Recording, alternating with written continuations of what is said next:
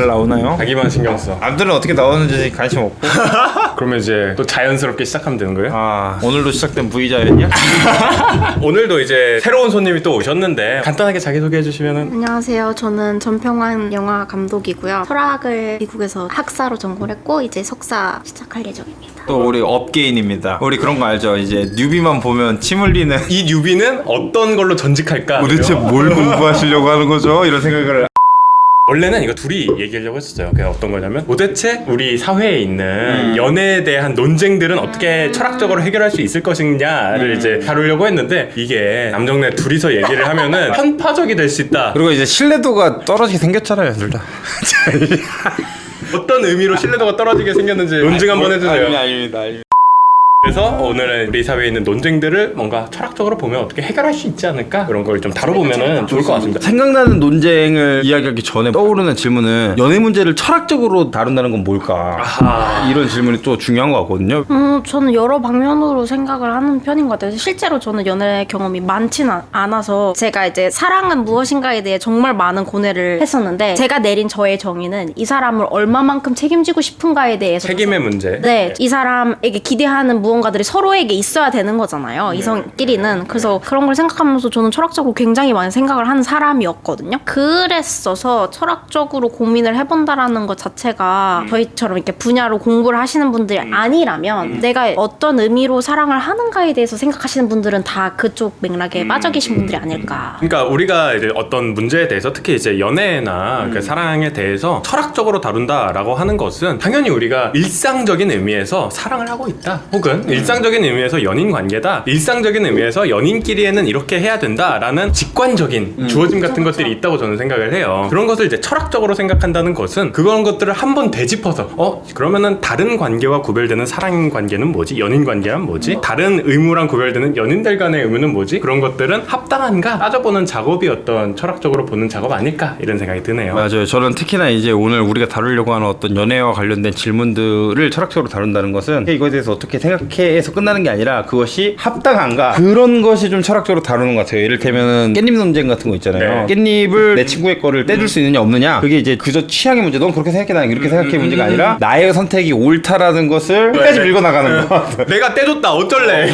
그것이 좀 철학적으로 다루는 것이 아닐까. 저는 더 나아가서 깻잎 논쟁 자체에 주어진 현상이 아니라 왜 우리가 이것을 문제가 되게 했는지 그 원리를 파악해내고 이 깻잎 논쟁이 되는 지점을 포착한 다음에 다른 비슷한 사례에서도 해결할 수 있는 합당한 기준을 제시할 수 있는 것이 어떤 철학적인 맞아요. 작업 중 하나가 아닐까? 그렇게 어떤 일반적 원리를 찾아내는 것도 받고 힘들다 이 남자들. 질문을 만들어내는 사회적 구조의 영향이 어떻게 되는가, 이러한 문제를 문제로 만들어내는 사회적 구조가 어떻게 작동하는가까지 분석하는 것. 거기에 받고 도대체 그러한 것들은 역사적으로 어떻게 주어지게 되었는지도 따지는 게 또 이제 철학적인 거기서 문제가 자르고 이제 시작해볼까요?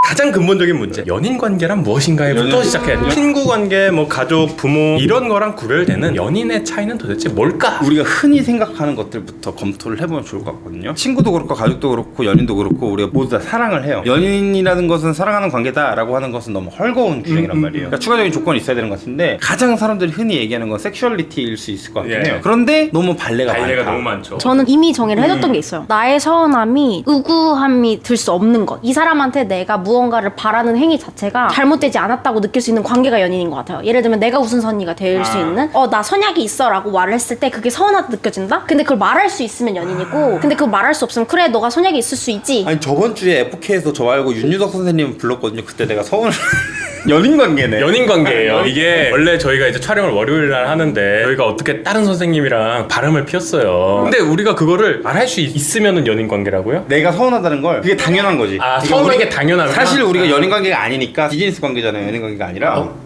너무 서운해. 이거 연인 맞는 것 같은데요? 그 정의에 따르면?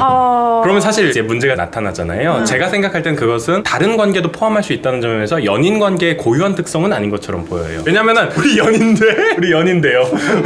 중요한 지점을 짚어주신 것 같긴 해요. 연인 관계라는 것이 일반적으로는 정당화되지 않는 서운함의 관계를 정당화시켜주는 건 맞는 것 같아요. 그런데 그거는 연인 관계의 결과에 해당하는 거지 연인 관계에 의해서 서운함이 정당화되는 다른 메커니즘 내지 설명이 있어야 되는 게 아닐까라는 생각이 좀 분들 들긴 하거든요. 되게 좋은 부분을 짚어주신 것 같은데요? 설명을 하지 않아도 되는 관계가 연인 아닐까요? 예를 들면은 방금 말씀 주신 것처럼 월요일에 당연히 만났어야 되는 관계였던 걸로 알고 있었는데 다른 사람과 만나다니 굉장히 서운해요 라고 얘기했을 때는 설명이 너무 많이 들어가죠. 연인이었다. 그러면 뭐야 서운해 라고만 해도 미안해가 바로 나올 수 있는 거죠. 아주 훌륭한 것 같아요. 다른 관계는 관계를 설명하는 더 근본적인 요소가 있을 수 있는데 연인 관계라고 하는 것은 더 이상의 설명이 필요 없는 terminating justification이다. 최종적 정당화 지점이다. 연인 관계라는 거. 어떤 논문을 읽었는지 잘 기억은 안 나는데 우정에 관련된 논문이었어요. 근데 우정이란 무엇인가를 얘기할 때 이 우정이라고 하는 건 나의 행동에 대해 최종 동기가 돼줄 수 있는 관계가 우정이라는 얘기를 한 어떤 학자가 있었어요. 근데 이 비슷한 방식으로 작동할 수 있는 것 같아요. 연인 관계라고 하는 것은 우정과 좀 달리 어떠한 감정이 드는 것, 어떠한 반응을 하는 것에 대한 최종 정당화가 돼줄 수 있는 관계다. 근데 분명히 어려운 점을 찾죠. 왜냐면 우리는 표독한 철학가기 때문에 표독해. 눈빛부터 표독해 지금. 왜 저래요? 저는 좀 다른 방향에서 얘기를 하고 싶어요. 연인 관계는 어쨌든 사랑하는 관계잖아요. 배타적인 기대가 있는 관계가 연인 관계이지 않을까. 비슷한 얘기를 다른 방향에 설명하는 걸 수도 있는데 친구나 가족은 그 관계에 요구되는 의무가 배타적으로 기대되지 않는 것 같아요. 우리가 친구잖아요. 친구이기 때문에 여기서 같이 촬영을 하는 약속을 잡고 같이 활동을 할 때 이 협력 관계가 우리 사이에서 배타적이어야 된다는 기대가 없는 것 같아요. 예시가 있을까요? 연인이랑 관계를 맺으면 그 사람은 이제 더 이상 나 말고 다른 사람이랑은 데이트를 하면 안 되겠죠? 왜냐면 연인 관계라는 것 때문에 생긴 어떤 배타적인 기대가 있으니까. 근데 이제 제가 생각할 때는 그게 과연 연인 관계의 고유한 특성인가에 대해서는 좀 의문이 여전히 남는 것 같아요. 엄마랑 자식 간의 관계에서도 배타적인 의무가 형성이 되거든요. 그러게 나 엄마 2명이면 안 되는 거야. 이게 무슨 얘기하는 거예요 정말. 어쨌든 이상하잖아요. 그리고 어떤 서운함을 기준으로 했을 때도 좀 비슷한 문제가 생긴다고 생각하는데 우리의 직관과 조금 떨어져 있다고 생각해요. 왜냐하면 내가 어떤 사람들을 만났어? 나 fall in love. 바로 사랑에 빠졌다는 걸 아는데 그 사랑의 정의에 따르면 저 사람이 나한테 속상하기까지 하는 그런 추가적인 요건들이 요청되는 것처럼 보이거든요. 그래서 제가 느낄 때는 오컴의 면도날 좀 더 단순한 설명 방식이 있지 않을까 하는 생각이 들기는 해요. 이게 어려운 이유가 사실 다른 데 있는 게 아니고 연인으로 묶일 수 있는 관계가 너무 많아서 이게 우리가 시도하려고 하는 작업이 어려움에 빠지는 것 같긴 해요. 연인 관계라는 건 자연적으로 형성된 관계가 아닌데 이런 조건이 있어야 될 것 같아요. 왜냐면 가족 관계를 없애려고 자연적으로 형성된 관계가 아닌데 상대방의 행복이 그러니까 여기서 말하는 행복은 이제 번영이 상대방의 번영이 나의 행동에 주요한 동기가 되는 관계인데 간접적이면 안 되고 직접적이어야 될 것 같아요. 왜냐면 간접적인 관계가 되면 내가 의사 선생님으로서 환자의 행복이 나의 행동의 동기가 될 수 있는데 그거는 나의 직업 소명에 의해서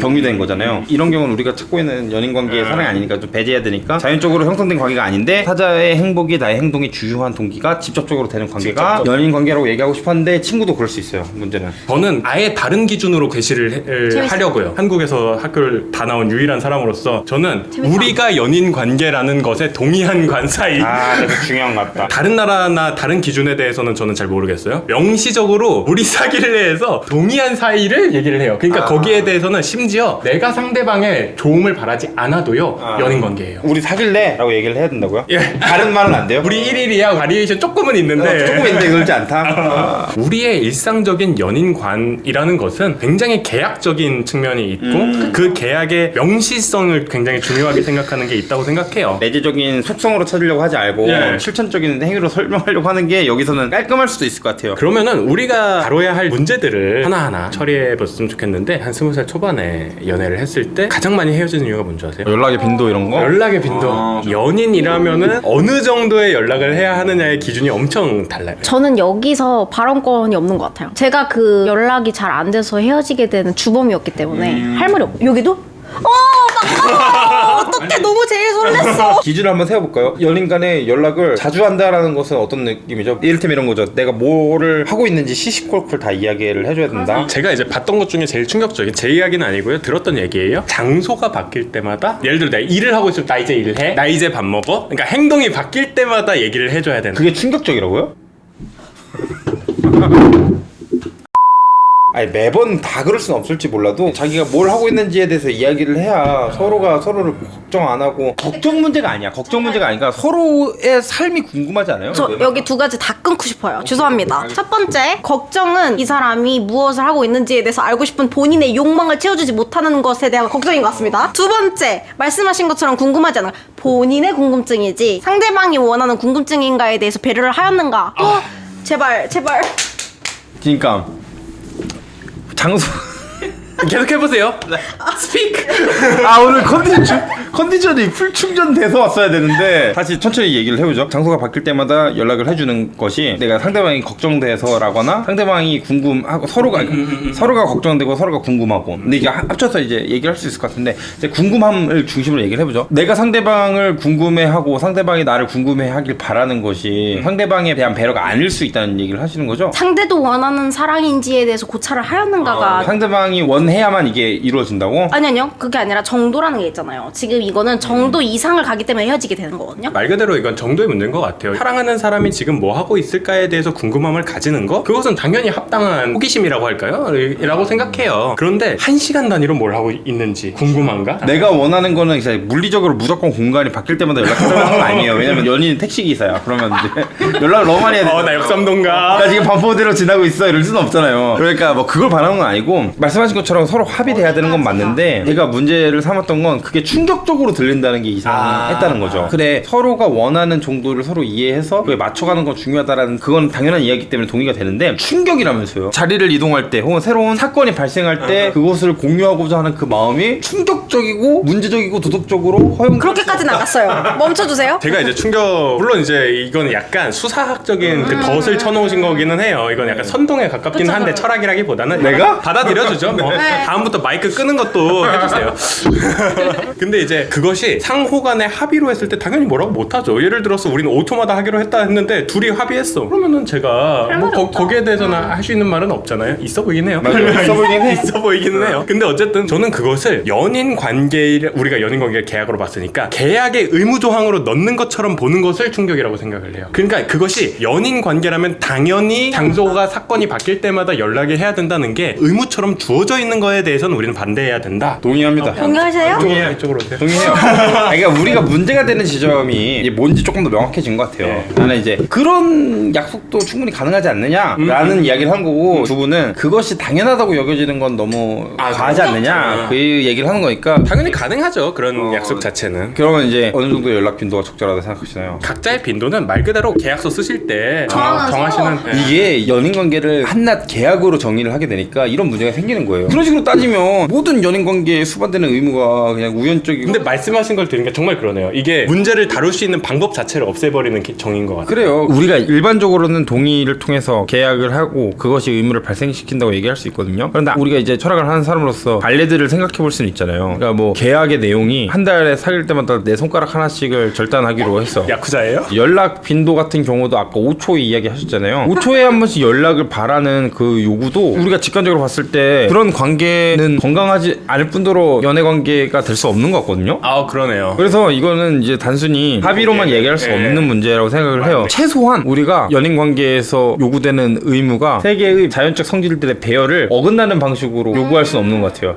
얘기가 이렇게 되면 이게 어떻게 다시 돌아가야 될지 지금 진짜 쉽지 않지 돌아가는 거. 우리가 욕심을 조금 내려놓고 개인의 선택을 얘기를 하고 질문을 던져 봐야 될 것 같아요. 좋아요. 그렇게 가야 될 것 같아. 그러면은 답이 없다 이렇게 끝낼 수는 없으니까 나는 어떻게 생각하냐, 나는 내 논리로 이걸 어떻게 설명하냐, 이런 쪽으로 한번 가보면 좋을 것 같다는 생각이 드네요. 대표적인 논쟁 몇 가지를 다루면 좋을 것 같은데 궁금한 거 있어요. 애인의 과거에 대해서 궁금해하는 경우들이 많잖아요. 저는 처음부터 끝까지 다 듣는 걸 너무 좋아하거든요. 근데 제 애인들은 저한테 괜찮아 다 얘기해봐 해놓고 너무 많이 싸웠다는 거예요. 이전 관계에서는. 근데 평소에 너랑 얘기했을 때는 안 싸우게 되고 이걸 정말 흥미롭게 느끼니까 뭐가 맞고 뭐가 틀린지 모르겠어 이런 얘기가 나왔었거든요. 본인들은 어떻게 생각하는지 궁금했어요. 일단 저는 제 연인의 과거 이야기가 별로 안 듣고 싶은 것 같아요. 연인의 과거의 스토리를 듣는 것이 우리의 관계를 구축하고 발전시키는데 필수적인 정보가 아닌 것 같다는 생각을 하고 있고요. 필수적이진 않겠죠. 필수적이지도 않고 이게 효용이 있느냐? 과거에 아무렇지도 않게 한번 얘기해봐 이렇게 해서 얘기를 했다가 싸웠던 경험이 있어서 그것이 저한테 이건 효용이 없다 라는 판단을 하게 만든 것 같아요. 과거 얘기를 한다고 해서 반드시 싸우게 되는 건 아니잖아요. 독립된 사건이잖아요. 근데 나는 이제 과거의 경험 때문에 이 두 개가 연결되어 버린 거죠. 일종의 흉적인 접근. 이게 둘이 필연적인 사건이 아닌데 나한테는 머릿속에 이미 인과적으로 연결이 돼버린 거예요. 저는 그런 경험이 없거든요. 그래가지고 상상을 해보고 있는데 적어도 제가 생각할 때는 도움이 되지 않는다는 것은 좀 더 동의가 되는 것 같아요. 우리가 연인 관계를 어느 정도 배타적인 관계로 생각을 하잖아요. 그렇게 했는데 과거에 이르기는 해도 상상적인 가능성으로서 거기에 다른 사람을 넣는다는 것 자체가 연인의 독점성에 대해서 먹물을 끼얹는 듯한 느낌이 들어서 별로인 거 같아요. 이게 동의가 되는 게 우리가 현재라고 하면 이 현재만 있는 것처럼 느끼지만 우리는 사실 우리 이 현재를 하나의 지평 안에서 나한테 얘기하는 네, 거잖아요. 그죠. 과거가 지금 나의 현재에 흘러 들어오는 거고 미래에 대한 기대도 나의 현재로 이렇게 흘러 들어오는 거잖아요. 그런데 이제 과거의 경험이 당연히 지금의 나의 애인을 형성했다는 점에서 중요하고 의미가 있고 그 사람을 더 깊게 이야기할 수 있는 요소이기도 하지만 말씀하신 것처럼 이 현재로 흘러 들어오는 과거에 함께하고 싶지 않은 타자가 존재한다는 것이 내가 갖고 있는 배타적 기대를 건드리긴 하는 것 같아요. 근데 물론 더 건강하고 더 자신 있고 또 훌륭한 인격을 갖고 있고 내가 관대함을 갖는다면 흘러 들어오는 과거에 대해서 잘 이해하면 이해할수록 현재를 더 잘 이해하게 될 테니까 당연히 의미가 있겠죠? 근데 내가 좀 생긴 걸 어떻게 해? 아니 근데 좀 생이고 아니고를 떠나서 뭐가 자기에게 건강한지를 아는 게 너무 중요한 것 같아요. 저는 왜 애인의 과거가 궁금했냐면 이 사람이 어떤 연애를 했는지를 듣다 보면 이 사람은 왜 이런 선택을 지금 나한테 계속 끌고 오는지가 너무 이해가 되니까 싸움을 방지하게 돼요. 제가 이 사람은 이런 걸 좋아하는구나, 이거에 습관화가 되어 있구나, 나의 정답이 모든 정답이 아니구나를 한번 좀 알게 되는 계기가 되기도 했고, 상대방이 왜 이렇게 하지? 하는 거에 대해서 불쾌한 왜가 아니라 긍정적인 왜가 됐을 수 있는 계기들이 많이 생겼던 것 같아요. 저는. 근데 웃긴 건 있어요. 예를 들면 이 상대방과 너무나도 애정하는 공간이 있었어요. FK라는 책방을 이 애인과 너무 많이 갔었대. 근데 날 또 데려가. 그럼 기분이 상하더라고요. 저도 여자라 그런지. 왜 상할까요? 왜 상하냐면 나에게 이미 여긴 숱한 레이디들과 함께 왔던 공간이라고 말을 했는데 그 존재 중에 하나가 되었다는 건 좀 기분이 상할 수 있는 것 같아요. 이제 말씀하신 것처럼 이 심리가 바로 그 베타성의 훼손이랑 연결되는 것 같아요. 우리 좀 보편적인 원리를 찾아낸 것 같아요. 뭔데요? 얘기를 듣는 게 효용이 있는 지점도 있고 실제로 효용이 되는 게 있는데 그것은 저 사람을 이해하는 데 도움이 된다는 점에서 우리는 그걸 긍정적으로 볼 수 있죠. 그런데 불쾌한 이야기로 할 수 있는 거는 어떤 거냐? 원업댐일 때. 맞아. 연인 관계가 가지고 있는 고유성이네요. 정말로. 예, 고유성을 훼손할 때 우리는 불쾌함을 근데 느낀다. 너무 좋은 것 같아요. 저도 이제 생각을 좀 다르게 해야겠네요. 만약에 우리가 어떤 관계 안에서 과거 이야기가 나왔을 때 그거에 대해서 기계적인 거부감을 느낄 것이 아니라 이 대화가 우리의 특별함을, 우리 관계의 고유성을 강화시키는지 약화시키는지를 생각해봐야겠네요.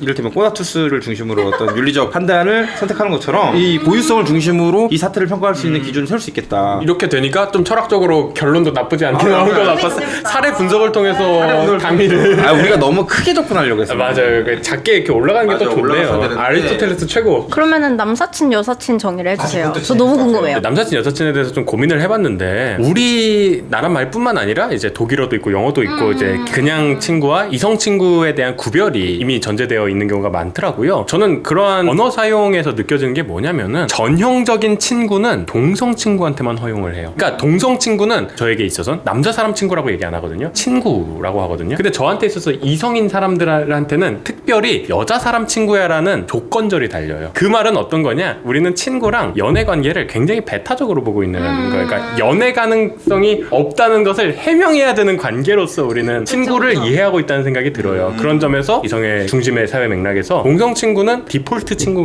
값으로 받아들여지는 반면에 이성 친구는 연애 가능성이 조금이라도 있다는 느낌 때문에 덜 전형적인 친구로 우리는 받아들여지고 있다. 그러면은 도대체 그 기준이 합당한가? 그런 걸 이제 따져봐야 되잖아요. 근데 제가 생각할 땐 그렇게 보면 웃겨요. 친구랑 연애 가능성이 과연 관계가 있는가? 왜냐? 내가 지금은 이성애자라고 스스로 생각을 해요. 나중에 동성애자로의 정체성을 깨달을 가능성이 제로가 아니거든요. 상상을 할 수 있잖아요. 그렇게 봤을 때 동성 친구도 잠재적인 연애 가능성이 있어요. 그걸 완전히 부정할 수가 없어요. 그러면은 무성애자가 아닌 모든 사람이 나한테 있어서 연애 대상이 되고 연애 가능성이 없는 친구라는 것을 추가적으로 해명을 해야 된다고 보거든요. 이 사람은 그냥 김선중이야. 나쁘지 않은걸요? 그냥 김선중이야. 이런 식으로 추가적인 얘기를 해야 되고 모든 친구가 연애 가능성이 있기 때문에 전형적인 친구가 아니라고 봐야 한다면 그건 굉장히 어색하거든요. 저희가 받아들이는 직관과도 어긋나고 저는 그래서 연애 가능성과 친구 가능성을 배타적인 속성으로 보고 봐서는 안 된다라는 게 좀 제 입장이기는 해요. 저는 우정이라는 관계를 맺을 때 훨씬 더 필수적인 요소들이 많은 것 같거든요. 이를테면 이 사람과 가치관이 맞느냐, 아니면 나랑 가치관이 안 맞더라도 나의 가치관을 존중하느냐, 아니면 아리스토텔레스적으로 나의 덕을 향상시킬 수 있는 역할을 하느냐, 그런 거 아니더라도 나와의 어떤 과거의 경험을 공유를 한다거나 뭐 여러 가지 정말 우정을 만드는 데 있어서 훨씬 더 핵심적인 요소들이 있는 것 같아요. 더 신경 쓰기에 좋은 요소들. 그런 거에 비해서 성별은 너무 우연적인 요소예요. 성별, 나이 이런 거 너무 우연적인 요소라서 우리가 거기에서 어느 정도 거리를 두고 충분히 친구를 만날 수 있지 않을까라는 기대를 갖고 있는데, 문화적으로 그리고 어느 정도 우리의 생물학적 경향적으로 성별이 너무 강력한 요소로 작동을 하니까 남사친 여사친 문제가 아주 민감해지는 것 같거든요. 근데 저는 거리를 두고 볼 수 있을 것 같아요. 근데 이제 사실 이런 대답은 남자랑 여자랑 친구가 될 수 있을 것 같아? 라는 데서 될 수 있을 것 같아 하고 하는 얘기고 좀 맥락이 달라질 수 있죠. 내 연인이 내가 여사친이 있는 것에 대해서 불쾌하게 여긴다면 어떻게 할래? 그렇게 물어보는 건 좀 다른 문제일 수 있는 것 같거든요. 저도 그런 식의 상황을 생각을 해야 된다고 생각해요. 딱 이제 여자친구가 저한테 와가지고 너는 이성끼리 친구가 가능하다고 생각해? 라고 물었을 때 제가 여기서 자 아리스토텔레스는 친구를 서로의 좋음에 대해서 반하는 관계라고 봐서 성별이나 기타 다른 요소는 우연적인 요소 같아 라고 하면 이제 여자친구가 뭐라 그래요? 오 맞아 여자친구가 역시 아리스토텔레스야. 너랑 나도 이제 좋은 친구가 되면 되겠다.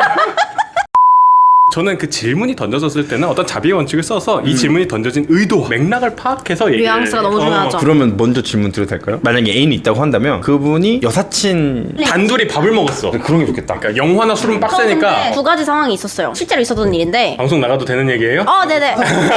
이게 그거였어요. 단거리 연애를 하고 있을 때였는데 저는 미국에 있었는데 자고 일어났더니 친구한테 카톡이 와 있는 거예요. 나 너의 애인을 어디 밥집에서 봤는데 여자랑 있던데 괜찮은 거야? 했는데 저는 그 학기가 끝날 때까지 한국에 와서 단 한 번도 물어보지 않았어요. 왜냐면 거기서 굳이 싸우고 싶지 않았고 첫 번째. 두 번째는 어련히 알아서 잘 필요해서 만났겠거니 라는 생각이 있었어요. 근데 당연히 기분은 상하죠. 어린이 알아서 잘 만났겠지만 나한테 말은 해줄 수 있었잖아요. 다른 친구를 통해서 그 이야기를 듣는다면 너무 불쾌하고 오해를 살 수 있는 상황을 만들 수 있잖아요. 네. 그래서 직접 만나서 이날 누구 만났는데 왜 나한테 말 안 해줬어? 물어봤을 때 이게 비즈니스 미팅이었다고 하더라고요. 그리고 맞았고 실제로. 근데 그럼에도 불구하고 미리 말해줬으면 얼마나 좋았을까. 근데 우리가 그때 싸웠을 때여서 말을 못했어 라는 그에 타당한 이유가 있었지만 그게 나에게 타당한가? 타당하진 않았어요. 너무 기분이 상했었거든요. 그거를 남에게 듣게 하는 게. 얘기 들으면서 생각났던 건데 연인 관계가 두 사람만의 관계가 아닐 거라는 생각이 지금 들고 있어요. 그쵸. 연인 관계가 타인들한테 비춰지는 모습도 중요한 지점으로 작용한다는 생각을 했어요. 아까 이제 얘기를 할 때 중요하게 얘기하는 부분 중 하나가 다른 친구한테 이걸 듣게 한 게 불쾌하다라고 네, 하셨거든요. 맞아요. 그럴 만한 이유가 있었겠지라고 생각을 하면서도 그게 불쾌한 이유는 타인에게 그런 이미지를 비췄다는 걸 불쾌하다라고 얘기를 하신 거거든요. 그러면은 연인 관계라는 것은 나만 괜찮으면 되는 문제가 아닐 수도 있는 거예요. 어떻게 보면은 연인 관계에서 가지는 베타성이라고 하는 그것이 개인이 가지고 있는 것이 아닌 거지. 내가 그 연인 관계에 있어서 베타적인 게 아니라 우리가 연인 관계라는 걸로 묶인 거에 있어서 베타성을 가지고 있는 건데 그거에 어떤 타자의 시선으로 남자친구 저기 다른 사람이랑 했는데 하면은 나는 뭐 그럴 만한 이유가 있었겠지 싶지만 그게 오해되는 그 지점은 우리가 연인 관계라고 정의한 그 고유성을 침해하는 문제가 발생하는 것 같아요. 그래서 우리는 그걸 불쾌하게 여기. 근데 이렇게 설명을 주시니까 조금 하나가 더 이해가 된 게 유니버설하게 남자친구들이 나의 애인이 비키니 사진을 올리는 걸 싫어할 수 있잖아요. 그죠. 그런 노출 있는 사진을 싫어할 수 있잖아요. 그게 이제 비춰지는 모습도 있고 나의 독점하고자 하는 욕망도 있겠지만 이 사람이 이런 사진을 올렸을 때 볼 수많은 타자들에 대한 시선을 싫어할 수도 있겠다 이런 이해가 좀 되는 것 같아요. 맞아요. 그러니까 나의 애인을 바라보는 타자의 시선이 연인 관계에서는 연인에게만 쏟아지는 시선이 아니라 나를 포함한 우리에게 쏟아지는 거라고 생각하는 경향이 있을 수 있는 것 같아요. 그것이 너무 과도해져서 그 사람의 행동을 규제하거나 억압하는 기제로 작동하는 경우도 너무 많은 것 같지만 그런 어떤 정당성의 문제를 차치해 두고 공통 주체로서의 어떤 감각이 생기는 것 같고 그 감각 때문에 상호간 의무감도 강력하게 작동하는 것 같아요. 공통감이라는 얘기가 굉장히 인상이 깊었어요. 왜 그러냐면은 그건 분명히 있거든요. 예를 들면 동생이나 형제를 내가 때리는 건 괜찮아요. 네? 내가 내 동생 비난해도 돼요. 우리 형동생 관계죠? 에이? 근데 이제 다른 사람이 하면 불쾌해요. 모든 게 그래요. 내가 한국의 부족한 지점들에 대해서 비판하는 건 좋아요. 괜찮아요. 괜찮아요. 근데 일본 사람, 중국 사람, 미국 사람이 한국은 이렇잖아 라고 하면 이리 와봐. 너 그러니까 똑같은 비판이어도 누가 하느냐에 따라서 다른 게 있잖아요. 그게 왜냐면 우리는 공통된 무언가라고 묶인 거에 대한 감각이 분명히 있는데 연인은 어떻게 보면 그 중에 최소 단위 중 하나라고 생각이 되는 거예요. 우리는 하나. 우리는 하나. 그러니까 연인에 대해서 좋은 말이든 싫은 말이든 거기에 대해서 오는 것 자체가 일단 나에 대한 감각을 건드리는 지점들이 분명히 있어 보이는 게 있죠. 그리고 또 하나는 연인도 우리 엄마 아빠들 그런 말 많이 하잖아. 너가 어디 가서 뭐 하는 게 부모 욕 먹이는 거야. 연인의 행동이 사실은 나를 욕되게 할 수 있는 관계라는 지점도 같이 생각해 볼 수 있는 거예요. 맞아요. 아니 뭐 물론 그 메커니즘 때문에 얼마나 우리가 연인 관계에서 서로를 통제하고 어느 정도 우리가 공통적으로 느낀다는 점 그리고 다른 사람의 체면을 생각해야 된다는 점 이런 것들이 엮여지니까 타당하면서도 그것 때문에 과도한 억압이 생기는 문제 역시 역시도 같이 맞아요. 나오는 맞죠. 것 같아요. 그러니까 엄마 아빠 쪽팔린 짓이야 라고 해서 실제로 교육을 해서 막을 필요도 있지만 엄마 아빠 쪽팔린 짓이어도 자식은 자식의 일생대로 살아가야 되는 지점도 있는 거거든요. 그러니까 그거에 어떤 선을 정하는 것도 중요한 지점인 것 같긴 해요. 저희가 이제 어느 정도 시간이 돼서 좀 이제 마무리를 할 겸 말씀을 드리면은 우리가 뭐 여사친 남사친이 어쩌고 이렇게 얘기를 했지만 이런 것 자체보다는 도대체 우리 관계에서 무엇이 더 풍요롭게 하고 이런 것들이 좀 더 중요하게 다뤄져야 되는 거 아니냐. 대화가 마치 어느 하나의 세미나 같이 느껴졌던 이유는 정답에 대해서 알 수 없는 문제인데 그럼에도 불구하고 이 대화를 통해서 적어도 하나 배운 게 있거든요. 우리가 이 고유성을 발전시키는 방향이냐 아니면 저해시키는 방향이냐에 따라서 우리의 행동을 평가할 수 있구나 이런 걸 좀 배웠어요. 그리고 이게 아까는 연인 이야기였지만 사실 이 기준을 가지고 나는 좀 많은 선택을 좀 평가할 수 있을 것 같거든요. 이게 전부는 아니겠지만 그래서 사실 저는 뭐 영상이 재밌는 건 모르겠고 근데 영상이 재밌어야 되는데. 나한테는 도움이 될 것 같습니다. 철학 메뉴 이렇게 말씀해 주시는데 혹시 저는 제 영화 철학이 좋은 영화는 감정을 불러일으키고 위대한 영화는 질문을 일으킨다라는 철학을 스스로 가지면서 영화를 임하거든요. 그것처럼 이제 선생님들도 이거를 시청하시면서 나는 남사친 여사친을 그동안 어떻게 생각해왔을까? 그냥 일단 싫어가 아니라 왜 싫은지에 대해 사색도 좀 해보고 대화의 장이 열리면 되게 좋은 건강한 관계가 될 수 있을 것 같다. 사랑에 대해서는 딱 그거 얘기하고 끝나면 될 것 같습니다. 아우구스티누스가 했던 말로 알려져 있지만 실제로 한 말은 아니라고 하는 본질에는 일치를, 차이에는 관용을, 이 모든 것에 사랑을이라는 이제 표어거든요. 우리가 본질이라고 보는 고유성을 지키기 위해서 어떠한 차이들은 우연한 것들로 넘어가주는 필요가 있고 그 모든 걸 왜 하냐? 사랑하니까 하는 거다. 아니 이런 거 외우고 다니시는 것 같아요. 저번에도 라틴어 쭉 나왔더니만. 자, 오늘은 이걸로 마치도록 하겠습니다. 감사합니다.